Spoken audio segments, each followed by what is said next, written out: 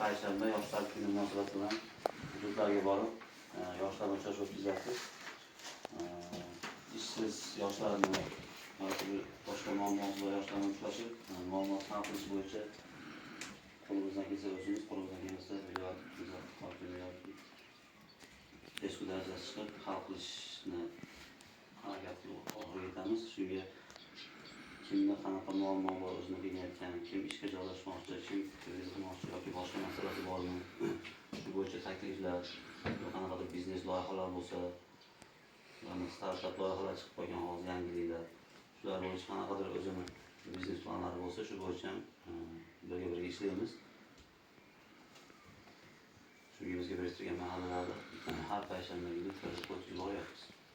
Shunga navbatdan chegara bir masalani aytsak, shunga qarab yechim ketamiz. Ayollardan boshlasak ham bo'laveradi. Assalomu alaykum. Avtomobillarni yuvish hamda kuzov va silliqlash yo'nalishi bo'yicha limonlar kreditini so'rayapti, chunki mo'ykalari bor. O'shanga qo'shimcha asbob uskuna olib kelishga kengaytirmoqchi. Qo'shimcha yana qilmoqchi. Kafillik asosida kafilligi bor.